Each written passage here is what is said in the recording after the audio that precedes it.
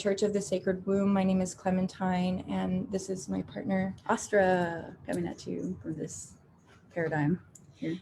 Yeah, and we're in Austin, Texas, and we are a conscious community and nature religion in Austin, just all centering in the sacredness of the earth. That our goal is to help bring magic to the people and reinstate a cultural value on sacredness, connecting with the earth's rhythms and helping live closer to the values of our ancient ancestors. So thank you all so much for joining us. This project was inspired and sort of birthed through really deep, beautiful processes through this nature practice. And we're really grateful to be here, just trusting the call of spirit, totally unpremeditated and flowing with the tides. So I'm going to share a little bit about this project first and what to expect on this call. And then we're going to pass to Jonah from Condor-Aguila, our sister church in New Orleans, to introduce Erika, who is joining us from Colombia. So this project is called Voices of the Land. It is a monthly speaker series highlighting indigenous wisdom keepers, the view being that at these times, everything is very uncertain for a lot of people. There's a lot of confusion. The media is really confusing for a lot of people. And there's some fear for, some people's spirits. And so the goal is that if we bring these indigenous wisdom keepers to the people, that they can kind of cut through all of that noise and just voice for nature to whatever extent and voice for the earth. And that's the goal, is to provide this clarity to people. So thank you for being a part of it. It is an honor to be here and heeding Spirit's call as it comes. A little about the call. So we're going to pass to Jonah from Condor-Aguila. They're also a conscious community and church in New Orleans, and they're going to introduce Erika. And then we have some questions we're going to ask her throughout the call. Once we go through that and the flow is coming through, once that starts to feel complete, we're going to actually hear from Tom Jacobs.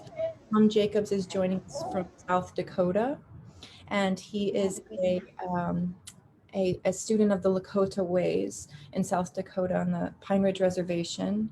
So we're going to hear from Tom to kind of cross-culturally explore, based on his decade of practice and study, what he's seeing, how, juxtaposing the North and the South. And then from there, we're going to open a Q&A. So if you have any questions or the call brings up any interest that you want to hear directly from, you'll just type them in the chat, and then we'll share that and hear from them. So thank you for being live so we can interact.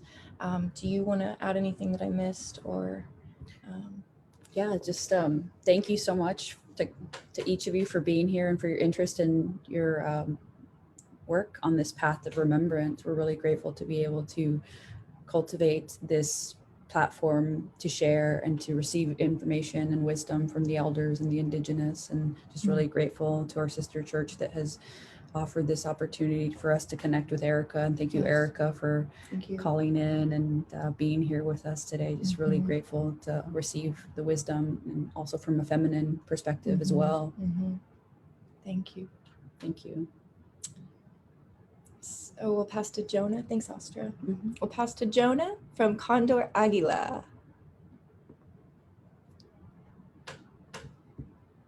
Oh, unmute? I should be unmuted. Yeah, you can hear. Certainly gratitude is the first thing that comes to mind. Being here with our sisters from Church of the Sacred Womb and our Austin family, and seeing Tom up there.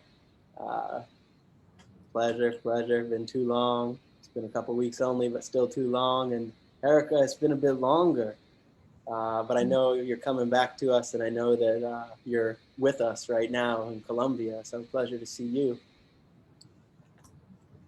So much gratitude for this path that's so much bigger than any of us, and that we have the pleasure of walking and finding what is our role. And to have these teachers and this direct transmitted knowledge carried down, the guardians of the flame and the torch from the jungle coming to us is so amazing. And I wanted to share a little story because I've had the pleasure of sitting with Erika and her altar a few times, and both me and my partner Sarah have had deep experiences. Erika had to bring me back to life at one point for about an hour, I think. But so we were just talking at one point, and I was describing some of the other ceremonies we had been doing and the different medicines we were working with. And Erika said, "Oh yeah, I've heard of ceremonies like that. That's called Condor-Aguila ceremony." So I said, "Oh, interesting." And maybe a week or two later, I was kind of driving down the road, and I said, "I think that's what this community is doing." Now, at that point, I didn't even know about the prophecy. And then we had questions, you know, this prophecy of the condor and the eagle that this video conference is bringing about, is a part of. And I had questions. Well, should we use that name? I don't even know about this prophecy. And then as time has gone, you kind of realize that we don't choose, that we're chosen, that it's become more profound than we know. And so just this path that's you and me and all of us, and such deep gratitude for Erika and her tradition and all that we've learned from that. One important part of our story that's been. So I'll pass it back to Church of the Sacred Womb and Erika, and can't wait to hear, learn, and grow. Thank you. Yeah. Thank you, Jonah. And thank you, Erika. We're so excited to hear from you. And thank you again, everyone, for being here. One last little piece about this is called Voices of the Land. And we have an adjunct fundraiser called the Great Condor Eagle Convergence, which seeks to provide funds back to these healers and their organizations. So we'll be posting links about that in the chat later in the call. But if you feel compelled to offer any financial assistance to them, all of it goes right back to the speakers, and with the goal of supporting their mission work in the world. So that's the ultimate, what we're working toward as well, to help organize for that, as well as to offer the wisdom to the people. I think from this point, we'll just pass to Erika. And Erika, if you want to introduce yourself and sort of start out about your journey and sort of your worldview in this work. And thank you so much. Thank you, everybody. Thank you, Jonah. Thank you for the connections, for the possibility of being here. I'm very honored to sitting in this technology setup with you all, and thank God for this. For the possibility of connecting with everybody through these screens, and who wouldn't know, thinking about like our ancestors, and like thinking about the dreams that they have for all of us to connect and to heal and to come back to our origins. And I don't know if they did see these ways as part of our ways to connect and to keep this connection as a human community. So my name is Erika Salazar, from Colombia, and I'm sitting right now in Taita Juan's house. My teacher, I've been working with him for 17 years, and his family here at his home in Colombia, in the Putumayo. It's like the Pia Amazónico, we call it. It's like right in front of the Amazon. It's like a valley, beautiful, full of mountains and medicinal plants that we've been working with. And our main medicine here is the medicine of Yahe, ayahuasca, that we've been given, this kind of passing the torch of thousands of years of work with this medicine here in this place, in this terrain.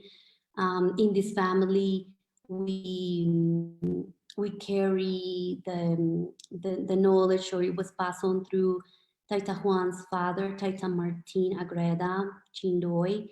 He is our main medicine man, our main ancestor spirit. And then from there, we're talking about like 10,000 years of this work that we can barely in these times understand, So very, very honored to be sitting here. Thank you for the invitation. My godfather, Taita Juan, we've been talking about sitting and talking, and I show him a little bit. I got into the link of what Tom was talking last week, I believe, or a couple weeks ago. And we were seeing a little bit about it and talking about the possibility of sharing in this context with this family. And unfortunately, last week he did like this big journey, 28-hour drive, with this indigenous community, the Mbera Chami. And he did a week work there where he only slept one day in the whole week.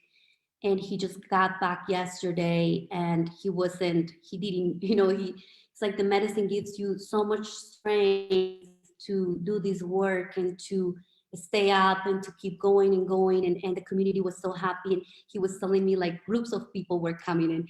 And another group of people was coming to hear him. So he had to kind of start over and over every time during the week with the same knowledge he was sharing. So it was quite exhausting. And we're just like taking care of our elder right now. So I'm really hoping for him that he's gonna be able to sit with you all soon through a call and share his heart, share his wisdom with everybody.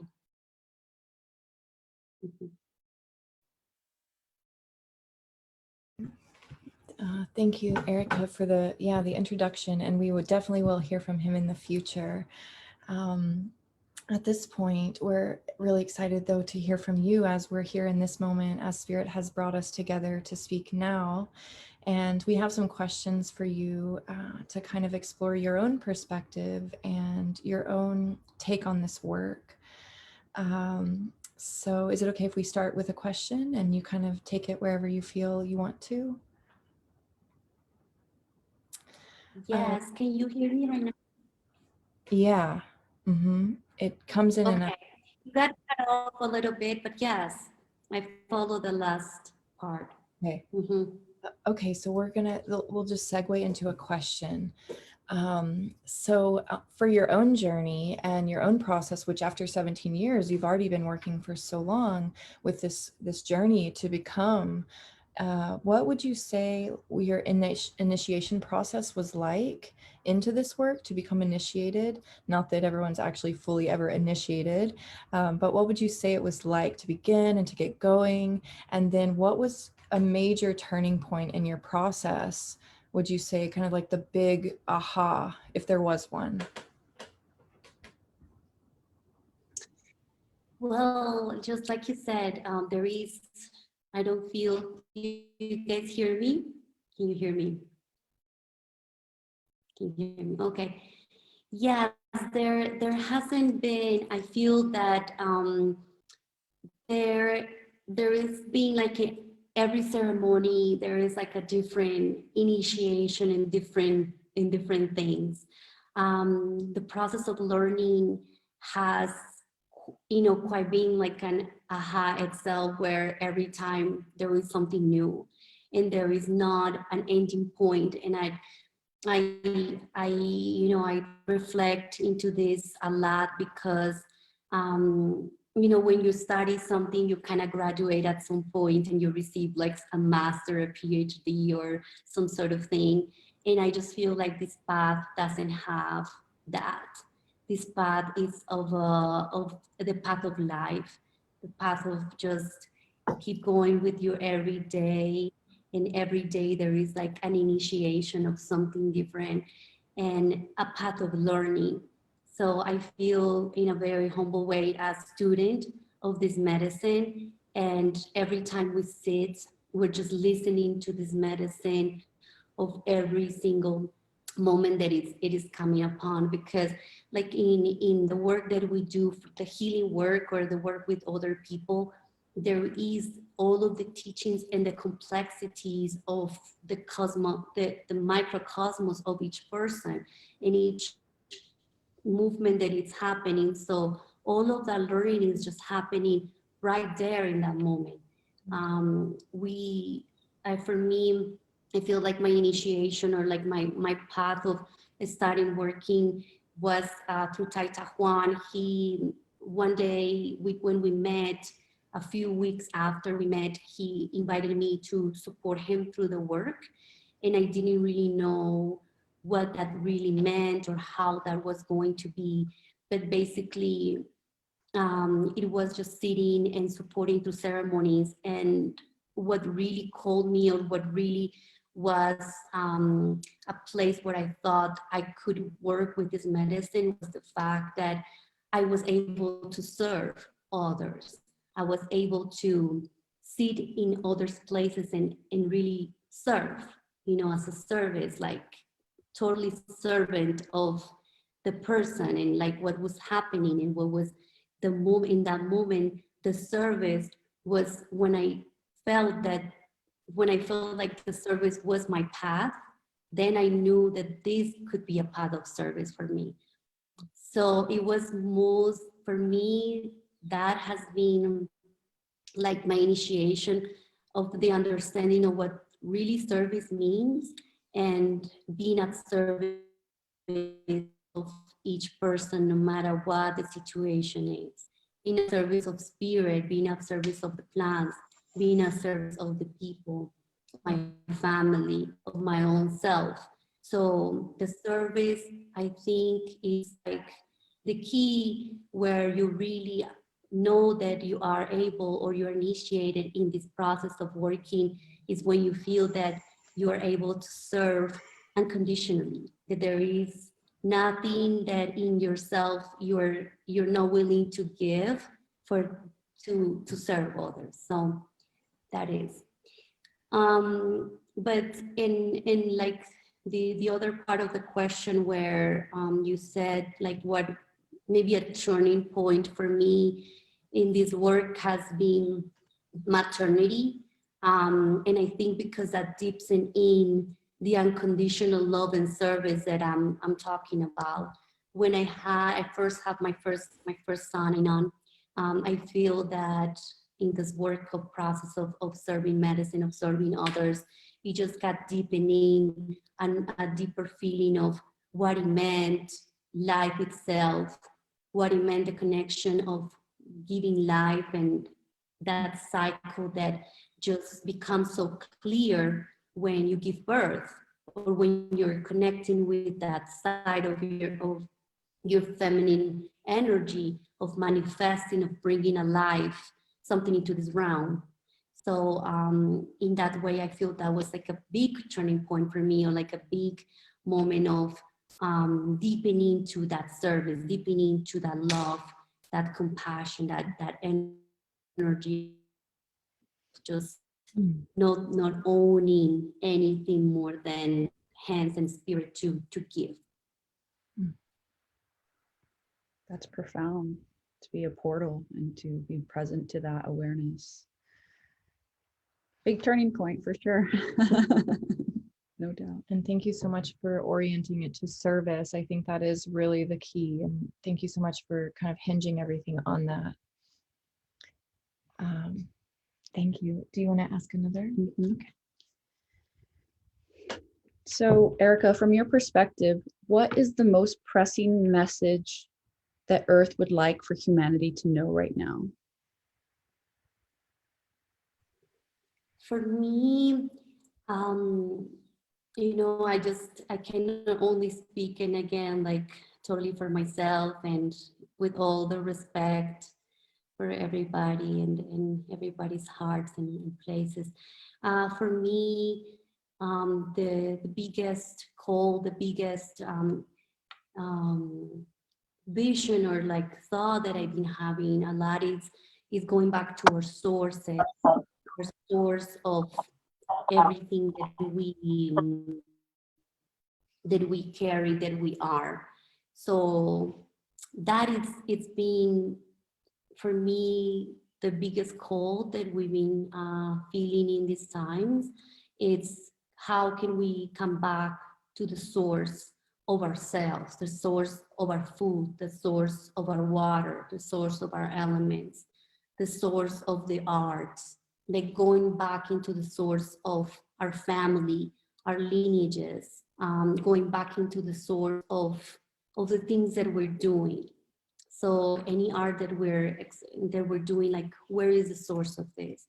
Also, coming back into nature, understanding the cycles for me has been also a big call for the science, for the people, because I feel like that as one of the biggest disconnections that I've been feeling, you know, for myself and others in the path of evolution, or understanding how how our lives are directing.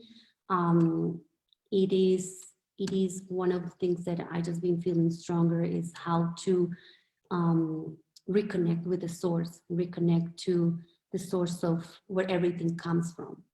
And becoming or connecting back to the cycles is one of the ways that we can all easily do that. The cycles, like just having like a lunar calendar and understanding how those cycles are just touching everything, and also moving everything that we do. So I feel that is one of the calls that I've been feeling stronger for me in these times, and to share with others, is reconnecting to our source, the source of the things that we do, the source of nature, the source of our food, the source of our water, where our water comes from, where is our air, where is our garden, the source of our community, where is our community, just coming back to those places and being present for that. Thank you so much. So profound yet again. Simple and profound. So if you want to explore this question, we can, or otherwise we can explore another one. But what would be your perspective of what's happening in the world right now with regards to the pandemic, this great pause, or the great reset, as some people call it? Do you have any thoughts on that in terms of what's happening from an indigenous perspective and or a wisdom keeper perspective in the larger earth cycles of what's happening, and or the Western approach to healing, the Western medicine approach to handling this pandemic? Do you want to comment on this one, or? Yeah, sure. I feel that this pandemic and everything that has brought for all of us is part of our evolution process. It is part of this path that has been opened. And I will say, like, maybe 15, 12 years, like, I feel like there is like this time where we all felt like this opening, like this change as a community, as the people, like like things just like bubble up and just they start becoming too much. And this pandemic really showed us how everything that is grounded or that is built up in a society or in ways that are not connected to nature, that are not respectful, they're just basically following down. They don't have any stability. So this pandemic has just shown to all of us the importance of reconnecting with everything that is essential in our lives, our food, our family, our own selves, like the healing that we all been needing. This pandemic has shown the importance of just taking care of ourselves, taking care of our elders, of our children, but it also has shown how the system, it is just so unstable, and it's a system that it doesn't hold on for too long, and that we need to start creating our own systems of food, our own systems of survival. Because if we are putting all of ourselves, all of our energies into others or the outside, things like this can happen, and then we're going to find out that nobody can really sustain us more than ourselves, more than our roots, more than our sources. So that's why coming back to our source is really important at these times of our community, of ourselves. I think more than anything, this pandemic has really shown us where do we really want to be and what do we really want to do. Because at this point, and as I was saying, you know, like 10, 12, 12, 15 years, maybe more longer than that, but I just, you know, being more aware of it and seeing it as a flow, like as a river that is just has its own flow, its own destination that is happening for humanity. It is like a time of awakening. It is a time of understanding like deeper our own selves, and, you know, understanding like our humanity and where do we really want to be and where do we want to put our lives towards in these times. So I feel like this is just part of a flow that has been happening and is just going to keep and continue flowing in that direction. And we just have to continue to adapt, continue to be flexible, continue to strengthen the things that are important for us, our work, ourselves, our medicines, our people, our communities, our sources. It's so powerful how you always use nature and natural images to illustrate your point. I think that's really telling. And like, for instance, the root is being the thing that actually nourishes us, and the river flowing as it has its own way. The way that you incorporate natural, it shows that importance of working within the natural world for our metaphors and our understanding. Thank you for sharing that on that, because that sometimes is a kind of a charged, topic, but we're all like, what's happening right now and why is this happening? And so I think it's really astute to say that it's for self-reflection ultimately. And realignment. Yeah, and to tie it always back to nature, that source, that remembrance of why we're here and who we are ultimately. So thank you for that sage wisdom. We have another question to ask. So many in the West believe there is great potential and need for healing between masculine and feminine energies. What would you say is occurring between these two forces right now? Plus, how is your experience different as a female healer compared to your male counterparts?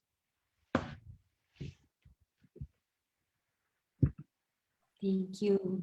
Yes, everything needs to be balanced. Everything in life, in nature, we have these two energies that give life, and those are the masculine and feminine, the positive and the negative, the light and the dark. These energies are the givers of life, and if we have these two energies in balance, then everything in life, everything that we do, everything that it is, it's in balance as well. Sickness itself is an imbalance, simply an imbalance of these two energies and these two, these movements. And mostly, in the body, there is, you can see, the both energies moving, so there is no such a thing as that healing or the spiritual path is light, or there is only female, or there is only day, or it's both. We need both. We need both to create, to heal, to uplift, to keep evolve, and to keep going, and only just to generate life itself. That's how these two energies create. So for me, more than anything, it's just how to balance these two energies and finding that balance within ourselves, finding it in nature, finding it in the things that we do, in the food that we eat, in the, in our activities, because we become in our society like more active, like we think that we need to be doing, like there is like this energy that is just like in the movement, in this energy of like doing in the mind, and the importance of balancing into the energies of like resting, calmness, softness, and that is balancing the energies within ourselves. Those are feminine energies, the sleep in sleeping and waking, and these two balancing energies are the ones that we need to be working within ourselves. And then in nature itself, these two energies also, we can see them really clearly. For me also has been a matter of like also the taking of nature as well. Like we're always taking, we're always receiving also from nature, the water, the fire we use to cook our, our foods, the air that we breathe, the earth that we, receive our foods from. So all of these things we're always receiving from and getting, we're receiving and getting it from nature. In that way, it could be like a very masculine energy. It could be like also some feminine energy. But how can we also balance that energy of receiving so much, but also giving to nature? Like how is the ways or the good ways that we can do so we can start balancing the energy and everything that we receive every day in our lives? All of the gifts that we receive sometimes, through the medicines, through the visions, through our dreams, but also just in our everyday lives, we take and receive every single moment of our lives. We take earth, we receive. So balancing that energy that sometimes feel like masculine because we're receiving, in this way, but also is feminine. But how can we balance that receiving that we always take, or that taking that we always do from the earth and from nature and from the universe itself? So there is like different things that we can do, but one that we practice here through our elder brothers in Sierra Nevada, Santa Marta, is making payments to the earth. We make payments, and those payments can be feminine or they can be masculine too. We do, like, for example, the seeds are very feminine energy. Sometimes we make a fire, which is a very masculine energy, but we have to pay. We gotta start paying. In that way, we balance these energies. So that is the beauty of starting to balance. And in that way, we can really, really balance the feminine and the masculine in this world. So profound yet again.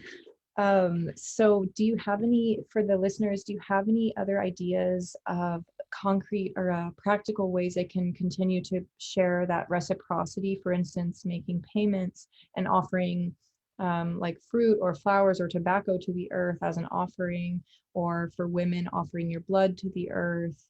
What would be like some other kind of practical day-to-day things that people could do to show their love back to the earth? So the payments will be a very important way. Just the recognizing the consciousness of the facts that we are taking, everything that we're taking, everything that we're receiving. Sometimes we take because we don't have the consciousness of the things that we're doing. So bringing that conscious back into our heart and back into ourselves, doing everything that we do through conscious, everything that we receive through it, even the breaths that we breathe, do it through conscious. And in that way, giving back in that way. And we can give back in many, in songs, we can give back in, again, like what you were saying, in the payments, in the ways that we do. So I think just starting by that consciousness of the fact that everything that we are, we're being given this life, and we're being given in every single day of our lives an opportunity, another day, another night, another dream, another inspiration, another smile, another possibility of becoming what our visions, what our manifestations are telling us, what our elders dream for us to be. So bringing that consciousness into ourselves, into our heart, and connecting through that, with everything that we are extending that gratitude into everything that we do. I think that is a major powerful way to balance those energies. So we're not just the takers, we're just not just the receivers, but we're also appreciating and giving back, you know, and we can give back through acts of love, through acts of kindness with others, but always remembering that we're just you know, receiving so much that we need to start giving. We need to start giving with consciousness, that and balancing those energies, because that is the sickness right there.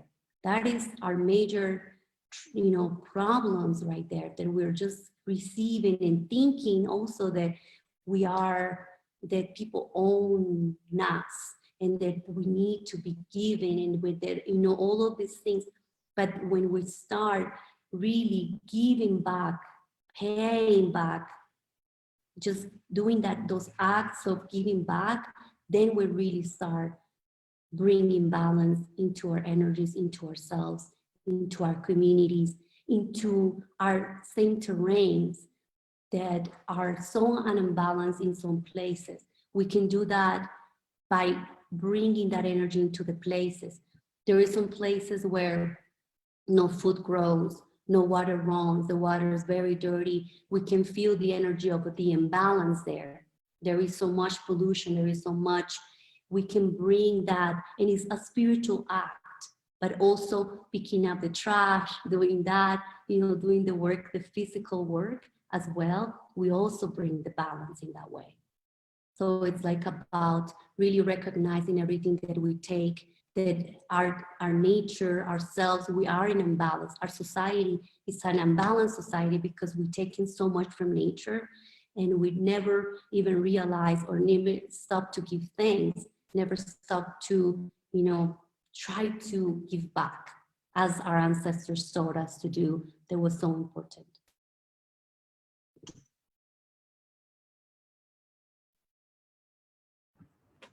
Thank you so much for those examples. That is just so beautiful.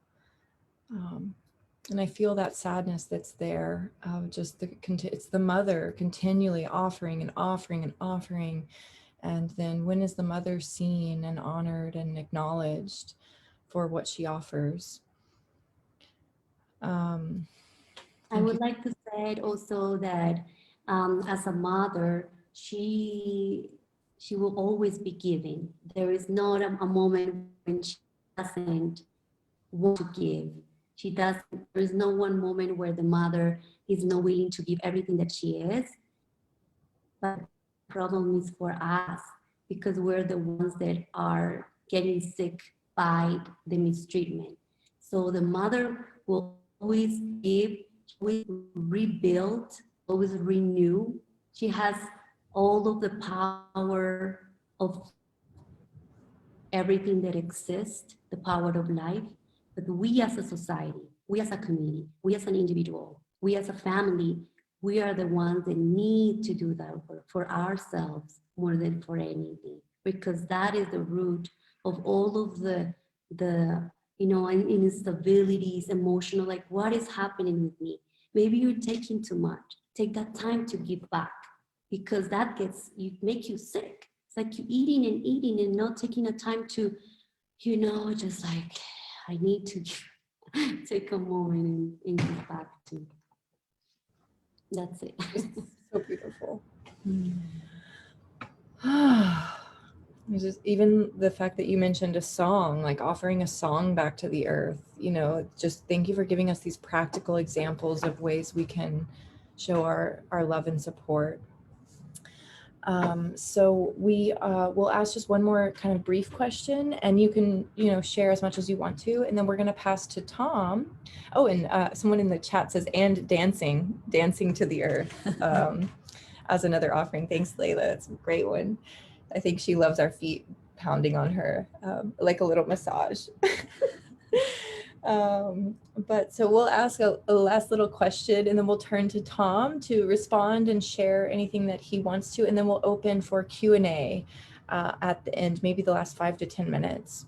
So the remaining part of this question is, how would you say your experience differs as a female healer compared to your male counterparts? Like, what's your experience as the female holding space for the, let's say, the mother ayahuasca, as opposed to the more male-female dynamic? Well, I was really blessed for the fact that my teacher, he, in the back, you know, when we started working, it was very rare for a woman in my culture to be sitting and holding space with the medicine. So I was very blessed for the fact that he, and that's part of like really like his giving and his medicine into this lands, into this earth. It's being open and understanding that women have the ability, women have the heart, women have the energy, and giving me the training, you know, being able, like, against, in a way, many of the culture, you know, like the patriarchal ways of doing and seeing the women's roles in society. He giving the opportunity, and actually I am one of the 3 women that, and plus his daughter also, which is a medicine woman, Mercedes Agreda. He giving us the opportunity to learn this practice. It has been a gift really from him to, you know, against all of the other possibilities that are, you know, kind of set up for women's in my culture.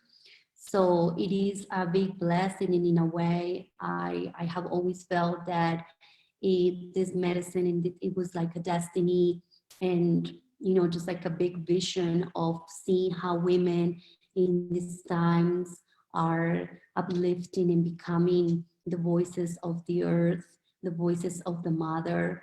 I always thought that women will never send their children to war. And once the women become, and with each other as a circle, and also, you know, as a whole, with all of the community, become the givers and become open to this, become the vessels for these medicines, for the visions, and for these prophecies of these times, that we are going to be as a whole moving forward in a good direction.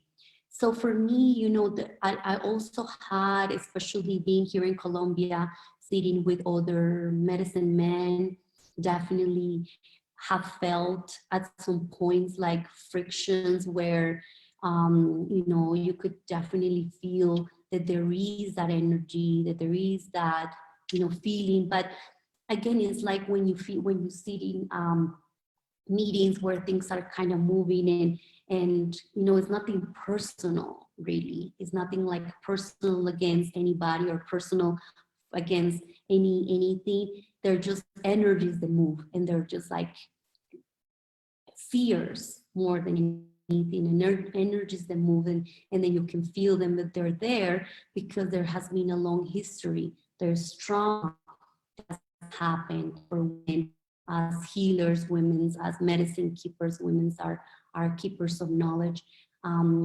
But we're here, same with with racism, same with a lot of these subjects that are like so deep, but there's energies that are there. So we can feel them, and they come to us, you know, and it depends on us how we manage those energies. So if I ever, or if I have felt maybe some type of resentment, or maybe feeling that you know, that there is a male that is not feeling that a female should be, or there is not enough, or all of these things are just things that we need to process and work through within ourselves.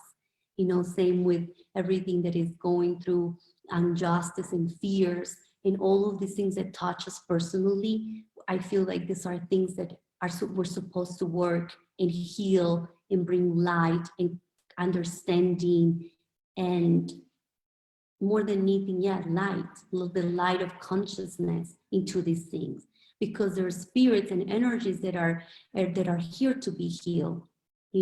because we cannot move forward if we're all not moving forward. I cannot move forward as a race myself or as a woman myself. We all need to heal. And in my sense also, it's the same male that have been, there is the one that is carrying most of the trauma in these ways. Because the male has also the female, and when we were talking about balancing those energies, and maybe the male feeling like the female is not right, it's because his own female is telling him that something is not clear in there. So it's all about individual work. That's why with this medicine, we take the medicine ourselves. There is no like such a thing like, taking like the same, it is for each of us individually. Each of us receive and each of us work all of these traumas, all of these energies. And if we put ourselves there as healers, as people that want to serve, as people that want to understand deeper the message of this medicine, we have to go through all of these energies and work them medicines through and within ourselves. Absolutely. And then we heal the inner masculine, inner feminine, and then everybody else gets to see that it's possible and that they can do it and that we can all heal the inner masculine and feminine. And then when you reach that point, everything's so much easier. You don't have to struggle and work through so much pain just to have a relation with people. Thank you so much for highlighting that and sharing your experience. Also, I'm really grateful that you were willing to touch on the shadow side of being a woman in a more patriarchal culture, or if you would call it that. Thank you for speaking to that and being real about that. And I know we've experienced it as well, and it's challenging. But compassion, the mother will have her way, as we say. And also want to say deep gratitude to your teacher, Taita Juan, for offering you this opportunity. For you to be here speaking with us today is such an honor and a gift to the people. And that may or may not have been possible if he, didn't offer you that. So those ripples are felt. And much respect and gratitude to him for providing that opportunity to you. But thank you so much, Erika. We want to pass to Tom to kind of respond and see if anything has popped up for him. Erika, do you have any last thoughts or anything that you want to share before we pass? Okay, thank you so much. Thank you. Wow, thank you. Hey, Tom. Hello. Hey. Hi, Sarah. Clem. Hi, Astra. Hi, Erica. Thank you for your, wow, just so many beliefs and ideals that you shared with us today. And I want to thank your Taita Juan as well for the training the path he's offered to you, and for the sharing of what you've shared with us today. And I must say, I am blown away by your insight and your wisdom. And a lot of what you're speaking of, I share many of your beliefs and what I've learned and through my experiences of the way that we pray as Lakota. Some of the things that I really picked up on was how you talked about the intention. And I think that's something we miss in this Western world, is much of the intention that we walk with. And especially as we become more spiritually aware, being in that path with the spirits, it's like a humanity thing. And I think like maybe humans aren't really experiencing their full humanity by dismissing the spiritual side of their being. And I just want to ask you, Erica, like this faith that we have, how is that with your people and where you live, and like around where you live? Is this a common practice, or is Western culture, pop culture, is that more, or is this kind of adaptation? How close is this to the traditional lineage? Do you still have like the traditional languages and things like that? Yes, thank you. So here with the Kamëntšá community, the Kamëntšá people, there has been a lot of work in continuing in keeping the traditions and the ways, the language, the mother language, Kamëntšá, and the ways of the elders.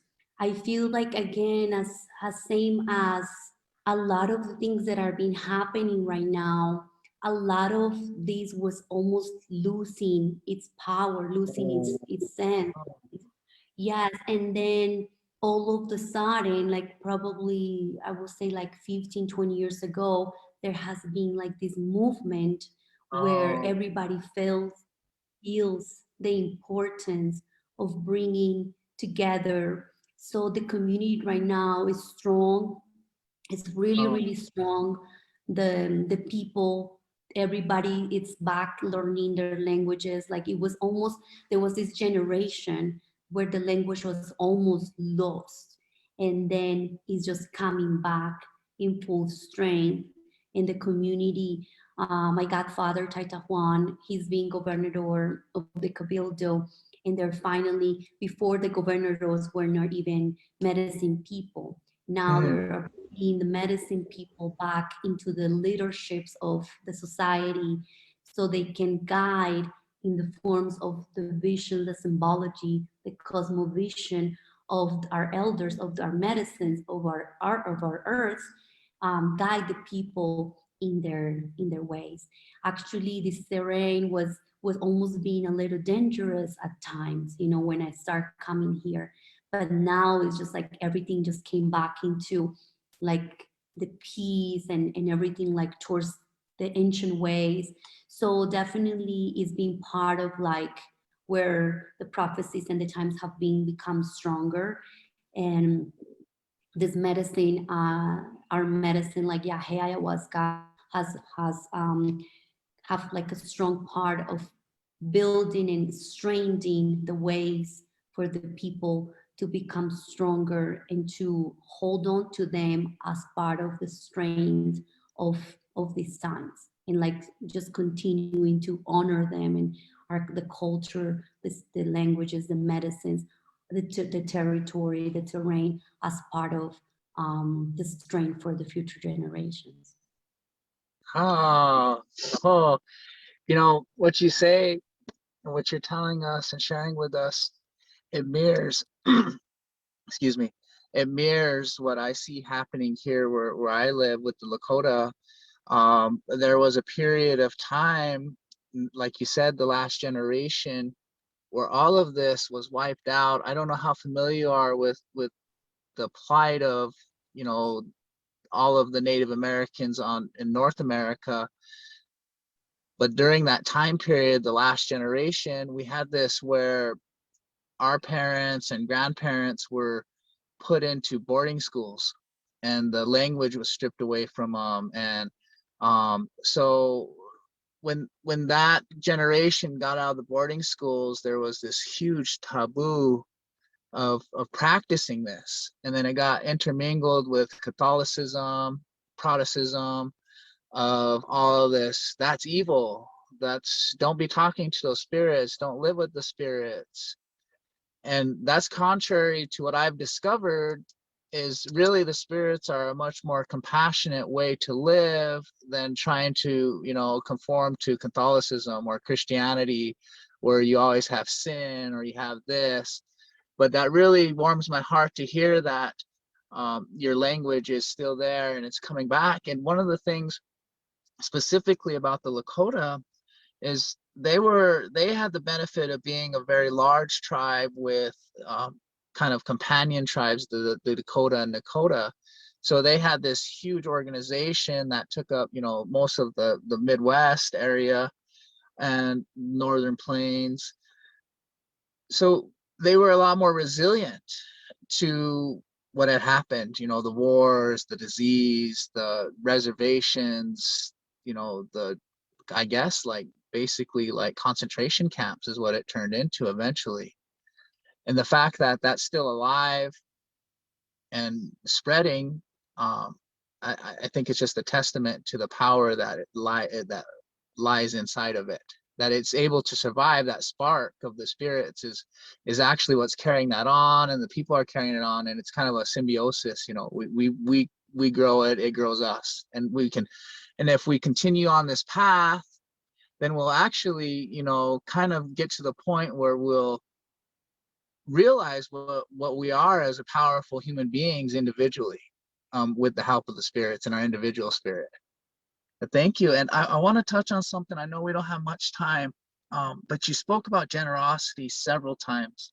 And that's also another core aspect of the way we pray as being Lakota. You know, anytime we ask for any help, it's married up with a ceremony we call wopila. And that's actually the end of the ceremony, is doing that giving back. And it just like, it's really amazing, incredible thing to sit here and see this, the similarities and the separation by geographic distance or cultural difference, but the core similarities of being spiritual are there. And I thank you for just showing us that, and all the audience that will have the opportunity to listen to this as well. It's just incredible. It's blowing my mind right now. I'm kind of at a loss for words, actually. Thank you so much. Do you have any questions for me, Erika?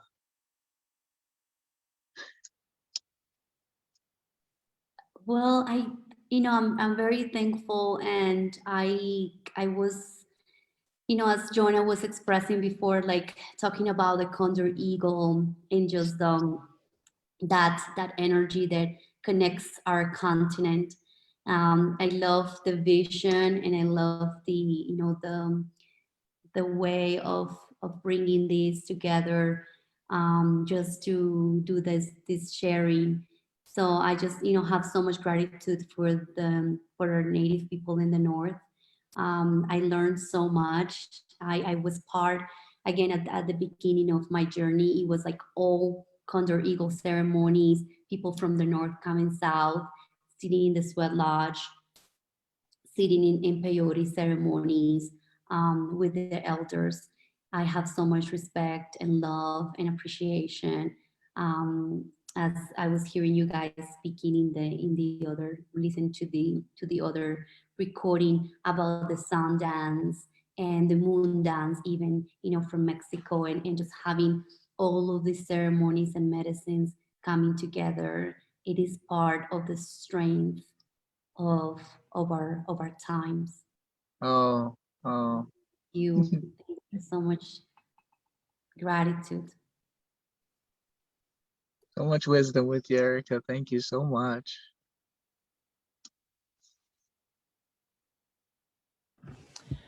Oh, thank you both so much. I was brought to tears several times just listening to you both speak. And I have so much respect for both of you and for the opportunity to hear y'all's wisdom. And Tom, thank you so much for bringing up the language and the cultural wisdom that is regaining. It almost feels like you can prune something, but it'll come back more robustly, Absolutely. I got out of the military. So Erika, we wanted to just give you a short opportunity to talk about your retreat in California, and then we want to open to the audience, maybe 5 minutes. We'll go a little bit over and hear if anybody has questions. Did you want to speak about that in Putumayo or the retreat? About the retreat? We are working here at Taita Juan's Healing Center at his house. So I want to extend the invitation for you all to come. Here in the Putumayo of Sibundoy, we're having like a very, we call them like retreats, because they're like very oriented and organized 10-day ceremony work with him. Under his guidance, I'll be here as well, supporting the work, as possible. And yeah, just extending that invitation here to his house, to Taita Juan's house. A la casa del Taita, acá. Bienvenidos. Everybody welcome here. And you have a specific date, the one in May, is that correct? Yeah, it's May 18 to the 28th will Okay. be our time to gather here. Mhm.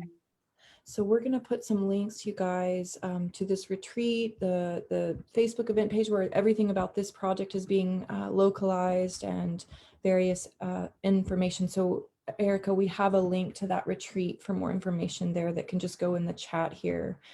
And then, so now we just want to open the floor. If there are questions, we can ask them. And if they're not, then we can close. So if anybody has a question that's listening that wants to ask, if you just want to put them in the chat, and we will ask directly to Erika and or Tom. So we'll just sort of wait a minute or two if there's questions that come in.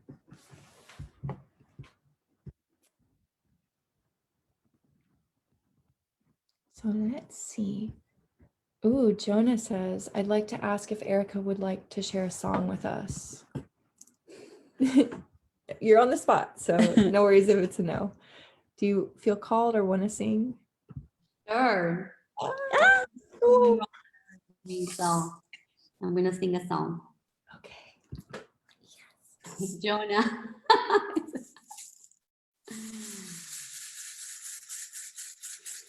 Hindi tai ti ku kiu jama mi tai pat jama mi da han chi wai. Hindi tai ti ku kiu jama mi tai pat jama mi da han chi wai. I wanna Taiwan, I wanna Taiwan, I wanna Taiwan, she wai. I wanna Taiwan, I wanna Taiwan, I wanna Taiwan, she wai. Hindi tai ti ku, kiu jama mi tai. Pachamami dahai jiwan, hindi tai ti ku kiu jamami tai. Pachamami dahai jiwan, I wanna Taiwan, I wanna Taiwan, I wanna Taiwan jiwan. I wanna Taiwan, I wanna Taiwan, I wanna Taiwan, she won.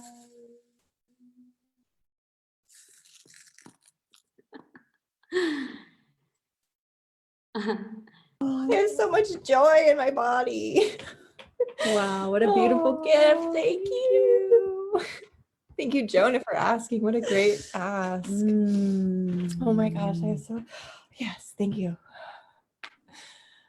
Someone says, thank you so much in the chat, Layla. And we also have another question. Oh, I'm writing the afterwaves of that song though. What do you think has led to the resurgence and revival of the ancient ways just 15 to 20 years ago? And do you see other waves of resurgence growing in the future? I think, is this for me or for Tom? I think maybe if both of y'all want to weigh in, or for you, or Yes, I think it is something that it was Tom was saying before about how strong this medicine and these ways have been, you know, just the people and the roots that have been planted and the dreams of our ancestors that are just so alive in these times. And I just feel that this was a big opportunity that just happened, and their prophecies and visions that are just really clear about these times, re-bringing or re-showing us the way of, you know, becoming part of our source again. So I think it's like it is part of prophecies, it is part of visions that are super clear, you know, that I have shared, you know, through generations. and are also part of the strength and the power of the roots that have been grown of these medicines and the people that have been carried them. And if I see another, do you see another wave of surging growings in the future?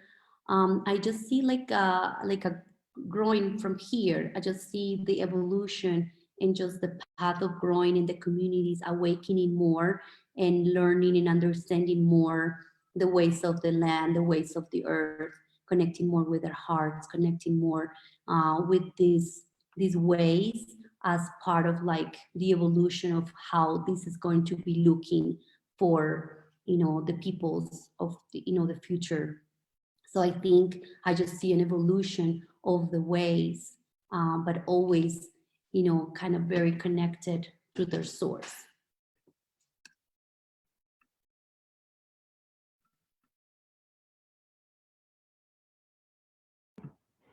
Thank you. And so it is. Tom, do you want to weigh in on that question as well? What do you think has led to the resurgence and revival of the ancient ways just 15 to 20 years ago? And do you see other waves of resurgence growing in the future? Absolutely. That's really a question I think about often, of what was forgotten and what's coming back, or what was lost and what is coming back. And I agree with Erika. I think that this power is coming back for a reason, and at this time for a reason, and it's a cyclic type of thing.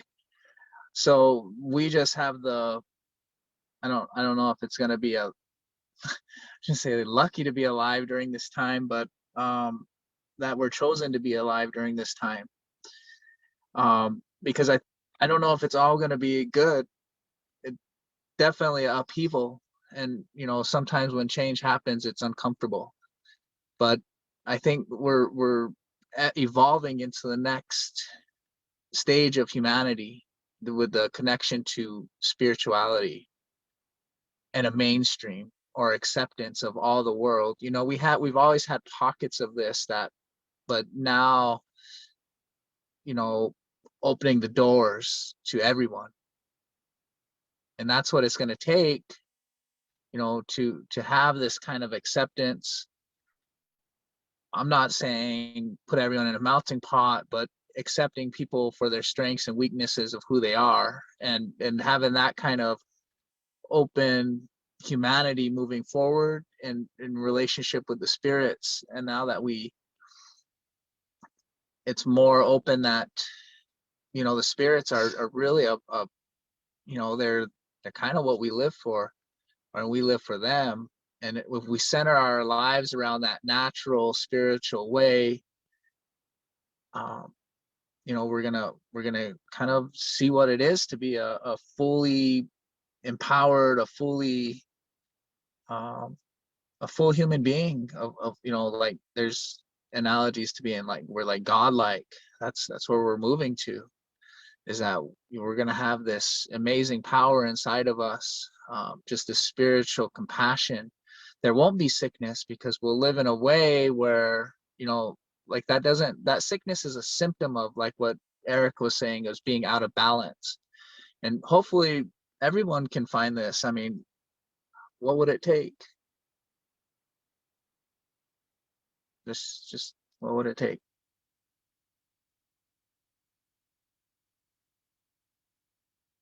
But yeah, definitely.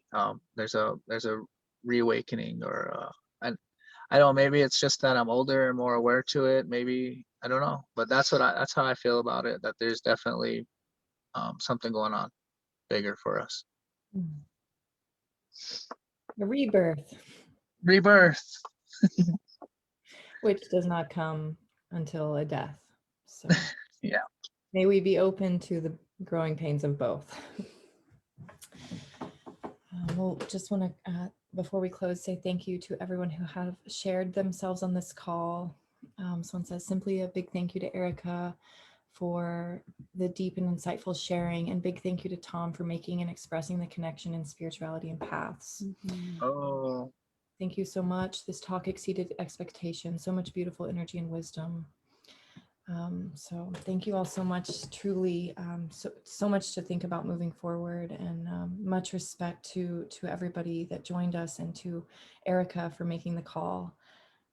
It's an honor to connect with you. Thank you. I wanted to thank you also for inviting me. It's been so beautiful to see, to just share and see everybody's face through the screen. See some faces that, like Jonah and Tara and James. It's been so wonderful to reconnect through these ways, and hopefully we'll get together and keep the connection going for the future. And many blessings for everybody from here. Thank you all so much. Thank you, Erika. And in the chat, there's more information about her retreat in May. So if that's calling anyone, click open the link before we close the call. And also, just in general, to stay up with this project, we have a Facebook event page. We localize everything in there, so updates, and we take content from this call and put it into kind of transcribed information. So there's just ways to keep up with the content from here. And we have an email list. You can just learn more about the project through the Facebook event page. That's kind of how we're trying to keep it all in one place, even though it feels very big and all over the place as per spirits, as they want to flow and go. But open the chat right there in case there's anyone else. Thank you for sharing your knowledge and hearts. Thank you all so much. Thank you. See you next time. bye. Thank you. Bye.